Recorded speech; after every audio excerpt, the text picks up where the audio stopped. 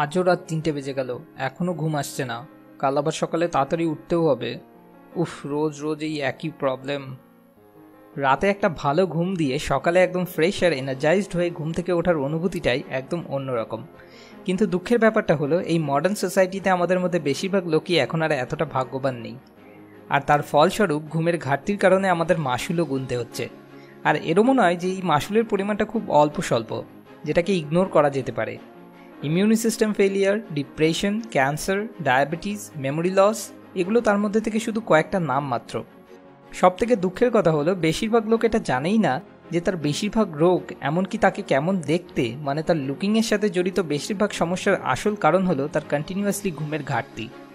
একটা রিসার্চ থেকে জানা গেছে যে শুধু এক রাত না ঘুমানোর কারণে আমাদের শরীর এতটা ইনসুলিন রেজিস্ট্যান্ট হয়ে পড়ে, যেটা টাইপ 2 ডায়াবেটিসের সমান, যার ফাস্ট এজিং আর ফাস্ট বডি ফ্যাট স্টোরিংয়ের সাথে ডাইরেক্ট কানেকশন রয়েছে।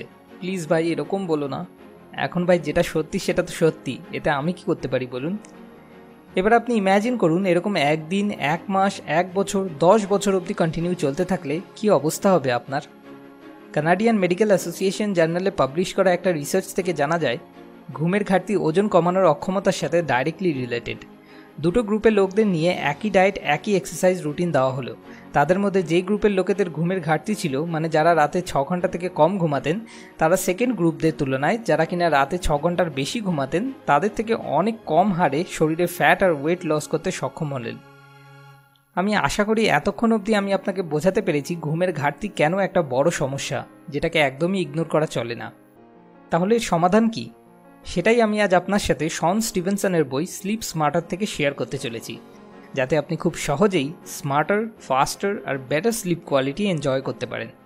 তাহলে চলুন শুরু করা যাক। Smart idea 1, knowing the value. ভাই, ঘুমানো মানে টাইম নষ্ট। দিনে 8 ঘন্টা ঘুমিয়ে কাটালে তো লাইফের 1/3 এখানেই মিস হয়ে গেল। ঘুম আসলে কি, কেন এটা এত ইম্পর্টেন্ট? ঘুমের ডেফিনেশন জীবনের মতোই অসম্পূর্ণ, কেউই এটাকে পুরোপুরি বুঝে উঠতে পারেনি। তাও সাধারণ একটা সংজ্ঞার কথা বলা হলে, ঘুম হলো একটি প্রাকৃতিক পর্যায়ক্রমিক বিশ্রাম অবস্থা যখন চোখ বন্ধ থাকে আর চেতনা পুরোপুরি বা আংশিকভাবে হারিয়ে যায়, যাতে বাইরের কোনো উদ্দীপনার উপর শরীরে সাড়া দেওয়ার প্রক্রিয়া কম হতে পারে। এই সংজ্ঞার থেকে বেশি ইম্পর্টেন্ট হলো এটা জানা যে ঘুমের কারণে আমাদের কী কী ফায়দা হয়। যখন আপনি জেগে থাকেন, ওই অবস্থাকে ক্যাটাবলিক স্টেট বলা হয়, যেটায় আপনার এনার্জি খরচ হতে থাকে। আর যখন আপনি ঘুমিয়ে থাকেন, সেই অবস্থাটাকে অ্যানাবলিক স্টেট বলা হয়, যেখানে আপনি এনার্জি আপনার ভেতরে সংগ্রহ করতে থাকেন। হাই কোয়ালিটি স্লিপ আপনার ইমিউনি সিস্টেমকে স্ট্রং বানায়, হরমোন ব্যালেন্সিংয়ে সহায়তা করে, মেটাবলিজমকে বুস্ট করে, ফিজিক্যাল এনার্জি বাড়ায় এবং ব্রেনের ফাংশনগুলোকেও ইমপ্রুভ করতে সাহায্য করে। ভাই, আপনি যদি একবার সঠিকভাবে ঘুমানো শুরু করেন, তো আপনি যে জীবনটা পাবেন, আমি 100% কনফিডেন্সের সাথে বলতে পারি আপনি ওই অনুভূতিটাকে কখনোই কোনো পরিস্থিতিতেই হাতছাড়া করতে চাইবেন না। Smart idea 2, get more Sunlight. একটা কোয়ালিটি স্লিপের জন্য সবথেকে বেশি ইম্পর্টেন্ট জিনিস হলো মেলাটোনিন নামে একটা হরমোনের বডিতে সাধারণভাবে ক্ষরণ হওয়া। ব্রেনে পিনিয়াল গ্ল্যান্ড থেকে এই মেলাটোনিন হরমোন নিঃসৃত হয়, যেটা আমাদের শরীরে স্লিপ ওয়েক সাইকেলটাকে মেনটেন করার জন্য মস্তিষ্কে সংকেত পাঠায়। মেলাটোনিনের ক্ষরণ লাইট এক্সপোজারের সাথে ডাইরেক্টলি রিলেটেড।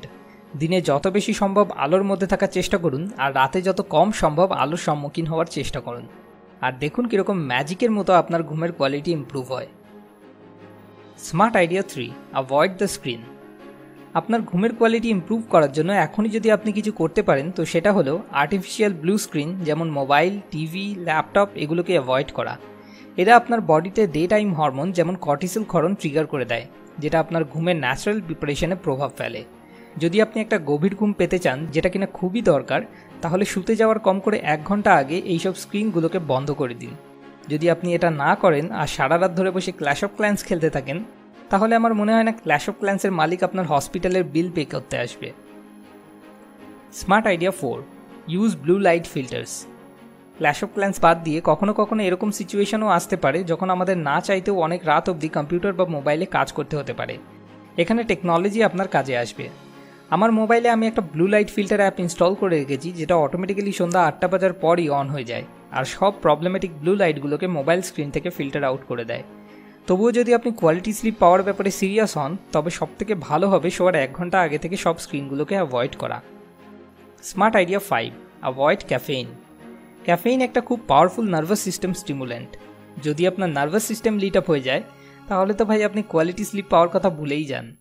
এই জন্য বিকাল 4টে বাজার পর চা, কফি, কোল্ড ড্রিঙ্কস এগুলো সবসময় অ্যাভয়েড করুন, যাতে করে তারা আগে যদি আপনি এগুলো পানও করেন তাহলে আপনার বডি কিছুটা সময় পাবে এগুলোকে শরীর থেকে বার করে দেওয়ার জন্য। স্মার্ট আইডিয়া 6, বি কুল। আমার মনে আছে গরমের সময় রাতে আমার মা এসে ইলেকট্রিক বিল বাঁচানোর চক্করে আমার ঘরের বড় স্ট্যান্ড ফ্যানটা বন্ধ করে দিয়ে ছোট সিলিং ফ্যানটা চালিয়ে চলে যেত, আর আমি তারপর এদিকে গরমে ঘামতে শুরু করতাম, যেটা কোয়ালিটি স্লিপের জন্য একদমই ভালো না। সামথিং কল্ড থার্মোরেগুলেশন আমাদের শরীরে স্লিপ সাইকেলকে ভীষণভাবে প্রভাবিত করে। ঘুমানোর সময় আমাদের শরীরে অটোমেটিক্যালি টেম্পারেচার ফল হতে থাকে, কিন্তু পরিবেশের টেম্পারেচার খুব বেশি হলে তাহলে সেক্ষেত্রে একটা গভীর ঘুমের মধ্যে প্রবেশ করাটা একটু মুশকিল হয়ে পড়ে।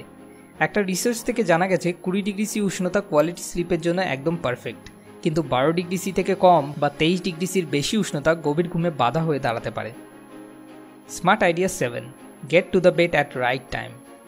রিসার্চ থেকে জানা গেছে মানুষের শরীরে সব থেকে ভালো রিকভারি হরমোনগুলো ক্ষরিত হয় 10 PM থেকে 2 AM এর মাঝে ঘুমানোর সময়।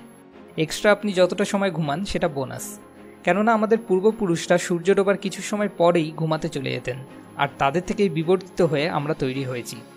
এখন আমরা আর্টিফিশিয়াল লাইটের সাহায্যে রাতকে দিনের থেকেও বেশি আলোকিত করে তুলতে পারি। আমরা চাইলে এই ফ্যাক্টটাকে ইগনোর করে রাত 3টে অবধি ল্যাপটপ নিজের ল্যাপের উপর নিয়ে উল্টোপাল্টা সিনেমা দেখতে পারি, কিন্তু এটা একদম উচিত নয়। আমাদের মানুষদের এরকমই ডিজাইন করা হয়েছে যে অন্ধকার হলে যাতে আমরা রেস্ট নিই, কিন্তু তবু যদি আপনি নেচারের এই লকে কন্টিনিউয়াসলি এড়িয়ে চলছেন তাহলে আমি আপনাকে সাজেস্ট করব আপনি আবার একবার ভেবে দেখুন আর অ্যাডজাস্ট করার চেষ্টা করুন। Smart idea 8, have a bedroom. আরে বেডরুম তো সবারই থাকে। না ভাই, বেডরুম মানে সেই রুম যেটা শুধুমাত্র দুটো কাজের জন্য ব্যবহার করা হয়। নাম্বার 1 ঘুম, আর নাম্বার 2 সেটা আমি বলবো না, আপনারা হয়তো বুঝেই গেছেন। কিন্তু আমাদের মধ্যে বেশিরভাগ লোক নিজের বেডরুমটাকে নিজের আমোদ প্রমোদের জায়গা বানিয়ে নেয়। লোকজন তো আজকাল রাতে বিছানায় শুয়েও টিভি দেখতে থাকে, যেটা স্লিপ সুইসাইডের থেকে কিছু কম নয়। যদি কেউ সত্যি কোয়ালিটি স্লিপের অভিজ্ঞতা অনুভব করতে চায় তাহলে কখনো কোনো কাজকেও বেডরুমে নিয়ে আসা উচিত নয়। মানুষ অভ্যাসের দাস। বাচ্চারা তার মায়ের মুখে ঘুম পাড়ানি গান শুনেই ঘুমিয়ে পড়ে। যদি আপনি আপনার বেডরুমে এরকম একটা এনভায়রনমেন্ট গড়ে তোলেন যেখানে বিবিধ কাজকর্ম চলে, তাহলে আপনি সেই নিউরো অ্যাসোসিয়েশনটা বানাতে ব্যর্থ হন যে যখন আপনি আপনার বিছানায় শুয়ে আছেন তখন সেটা ঘুমের সময়।